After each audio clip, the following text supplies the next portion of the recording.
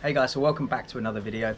So in today's episode, I'm going to be taking you through my lower body workout from Wednesday. This was actually the day after I did my lactate thresholds, my 6x1K. So I was definitely feeling a bit of fatigue in the system. Legs felt fine, everything felt great, but just a bit fatigued. And again, this is something that when you're training regularly, fatigue is something that you need to manage and you need to deal with, because you're never going to be in your freshest state. That's where you taper at a marathon, that's where you taper for a meet or whatever, is to get yourself fresh so you can perform optimally. But when you're training, you are always going to be in somewhat of a state of fatigue. Now that fatigue will kind of vary throughout the weeks depending on what you've done, and part of managing your training is to always manage that fatigue. That's ultimately what managing your training is to a certain degree. So following on from the Tuesday's thresholds, I wanted to get some high motor recruitment, some high intensive work in, because it's just something that my other aspects of my training doesn't cover. And I always think that you want to be, especially in the gym, you want to be filling in the gaps that your sport or your training doesn't account for. So working on skills, because at the end of the day, I think everything we do is a skill, and you get better at what you practice. So if you want to get faster, so if you're an athlete, a rugby player, football player, and you want to get faster, put the barbell down and go and sprint, because you're not going to get faster with a bar on your back. Okay, that can build some general strength that can help you get faster, but you need to do your speed work. You need to sprint as fast as you can, all right? Because it is a skill that you need to practice. Acceleration is a skill, and field-based sports such as rugby and football are repeat acceleration sports, right? They're repeat sprint sports. So there's not only a skill that you need to learn how to accelerate off the mark, but also a conditioning that allows you to repeat that over and over again with specific rest periods. So when you look at things like, so a football player, for argument's sake, their average sprint length is roughly about sort of 20 to 30 meters, and they will perform one of them every about 30 seconds, generally speaking. So you need to be in shape. You need to be really fit. 75% of all those sprints will come from a dynamic movement before, so you're not really static starting. It's very rare in a game of football you're going to be standing still, and you need to go off the mark. So learning how to get into your acceleration phase from different movements is really important. But to begin with, let's just sprint. Like today we're going to be taking you through some hill sprints. Now hill sprints, I think someone asked me this years ago actually, like if you could only do one exercise for the rest of your life to keep you in shape, to keep you fit, to keep you fast, to keep you strong, what would it be? Mine would be 100% hill sprints. Okay, they are, in my opinion, the most beneficial exercise that we can all do. We've evolved as human beings. We should be able to sprint full tilt. Okay, we should be able to take our body and move our body through space as fast as we can. I don't believe that there's a more complex movement that we can perform, right? To organize your body, your upper and lower body to be super coordinated, to have that perfect form and rhythm, to strike the ground in such a way that you're propelled forward optimally and efficiently. Man, that's something that we should all be able to do, or all working towards. Now, to caveat that, there is a certain level of preparation that I do think you need to have before you decide to go out and go full tilt up a hill. Now, I don't think it's as high as what some people think. I think regardless whether you're overweight or unfit or whatever it might be, I think you can still get out there and do it. I just think you need to turn the dial on the intensity down a little bit. When I take someone through, if I take an athlete that's maybe hasn't trained for a few months, maybe they've been injured or whatever it might be, and I know that I need to get them back to their sport and sprinting like subconsciously, so they're chasing a ball, chasing a play, they're not thinking about sprinting, they're just going.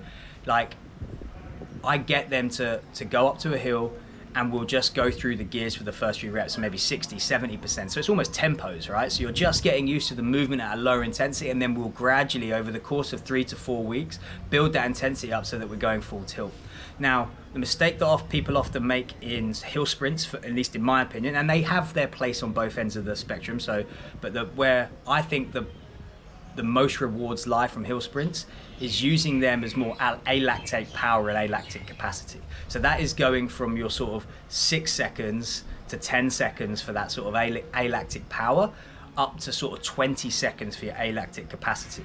So when people are doing these minute hills, 2-minute hills, they're great for endurance and great for leg strength in terms of as it relates to endurance running. Not great, I don't think, for your speed and power capacity. Now, it's not to say don't throw them in every now and then, because we all want to challenge and we need to get good at many things. But I think the biggest bang for your buck lies in all out max effort sprints. And for me, I kind of stick to around about 40, 50, 60 meters really. I mean, rarely do I go above 50 meters. That kind of works out at about 6 to 7 seconds if you get a good enough hill. And then it's just a nice easy walk back recoveries. Now the goal here is that you want to take as much recovery as you need to be able to replicate the same intensity.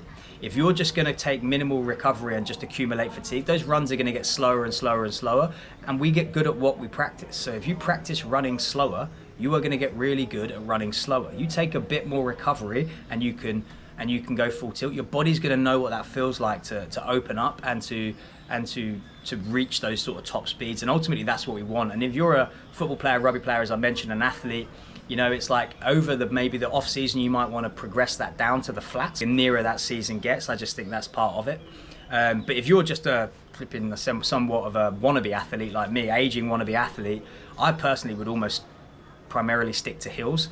They are way safer, you know, because the ground's coming up. We're not going to reach max velocity, so we can practice the skill in a safer environment. That's a win, you know. Also, because we're up a hill and we're not moving quickly, we can actually do more reps. So when you do more reps, you get more time, more opportunities to practice. You know, generally speaking, you go to a track session on a flat ground in spikes.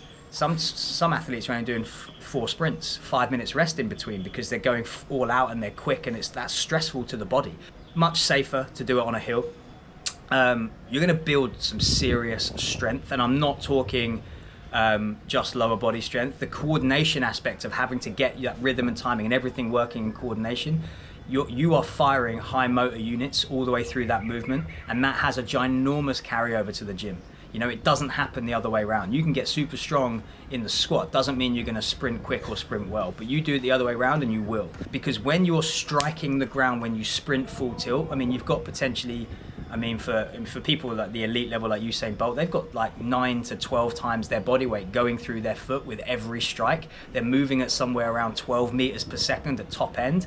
You know, you cannot replicate that type of movement in the gym, or those loads that are coming on that foot, that ankle, that posterior chain. You cannot replicate. There's no RDL you can do that can replicate that. You get unbelievable stiffness through the foot and ankle, you get unbelievable posterior chain development, and you get unbelievable full body coordination and strength development. So for me, it's just a bang for your buck exercise that I believe everyone should be doing, or at least setting their compass to be able to do it, and putting the blocks in place to get them there, because it's such a beneficial modality. And at the end of the day, for me, you know, if you're looking at it, if you pan out and look at it from just merely a survival aspect, if you're out in the world and you're fearing for your life and you don't have the ability to sprint, well, like, man, I've only got outrun you then. I haven't got outrun the fucking lion, have I? Today's session, we went through the warm-up, as you kind of, I've sort of been waffling over that. But you want to make sure that your warm-ups bleed into the work. And what I mean by that is, you know, for me, they start on the ground, they come through very general dynamic, and then we get into more specific sort of dynamic warm-up, which is then working on your sprint-specific postures and positions, making sure that we've tapped into them, we've touched them, we know what they feel like, so that when we go and go out and go full tilt, we're not trying to figure that stuff out on the fly while we're moving quickly, right? Because one thing you have to understand is that there is a risk that comes with moving quickly. This is why we put them on the hill, because much like if you're driving your car, you know, the risk of driving your car at 150 miles an hour is way more than if you're driving it at 30, right? You know, it's harder to correct form, things are coming at you quicker, so it's hard to notice things. So again, the hill gives you a bit more time to be able to work on your form and technique, because you're moving slower. You know, when you're going full tilt, there's no time for coaching. Coaches can't see the stuff that's quicker, that's why they video it and slow it down, and you can't feel it as much because you're moving so quickly. So moving up a hill or towing a sled gives you time to be able to feel what you're meant to be feeling and refine what you're meant to refine. So that's kind of the main benefit here. Again, I went through 10 reps of 40 meters, so I accumulated 400 meters of acceleration work or sprint work, 10 starts, so again refining that ability to come off the mark. I always kind of do a walk-in start here. It's a somewhat of a semi-dynamic start. If I was an athlete, I would definitely be starting to accumulate some change of direction work before the sprints, again, especially nearer the season got. So I did 400 reps here. Again, walk back recoveries, maybe about a minute's rest in between, sometimes a little bit longer, like I said, but you can really start to chip away at these rest periods over time, because that is building up your conditioning along with your speed. Following that, I then went into just doing some jumps. So with jumps, again, it's all about giving yourself a bit of a challenge. And again, jumping is a great way of bridging the gap from the field of play or sprinting into the gym, right? You know, so again, in the hierarchy of performance, we want sprint, which is more sport specific. We then want jumps, which is slightly closer, because you are going to jump in sport. There's a very explosive nature. Just sprinting is plyometric by nature. And then as we come further down that that hierarchy, we get to the point of lifting weights. That is a supportive base building to be able to do the sprints and the jumps and stuff like that, you know. But don't undervalue what you can achieve by just doing just sprints and jumps. What I like to do is always pan out and look at people's training from a bird's eye view, not just in a week, but a month, but a year. And it's like, are you doing the things that are necessary to get you better at the things you want to do? That's the question, right? Like, if you're trying to develop the physical abilities to become a better football player, then you're not sprinting, well, then you're leaving so much on the table. The example that I like to use is that if you want to get better at juggling, you know, juggling 3, 4, 5 balls in the air, you don't go bowling. Okay, bowling is strength training for your hands and your arms in the context of juggling, but it's not going to make you better at juggling. It's a skill, and it comes with its own challenges. So practice the damn skill. So I just did these funky jumps off the knees. Again, I don't really care what jump. Really, whenever you're doing a knee jump to a jump box jump, or a hurdle jump to a box jump, all you're doing with that 2-stage jump is training the landing into the jump, right? So if you do a hurdle jump, what you're really doing is jumping over something, timing that landing to the point where you can explode off. Once you've kind of exhausted a box jump, it makes the box jump more complicated, because what you'll find is, again, much like I touched on in the sprints, is that you'll do one that will feel great, and then the next one won't quite feel right because the timing was off, or your landing wasn't quite in the right position, or you were a little bit too far away from the box. So there's so much that you have to consider about space and time to be able to do that hurdle jump to jump. So something that you always want to make sure you practice. And then to finish off today's workout, I just really did some abs, and it was only because I haven't seen the captain's chair exercise or the machine for ages. I haven't trained in a gym that's got it, so I just saw it, walk past it as I was going to do a few reps. So that was the entirety of today's workout. And do you know what?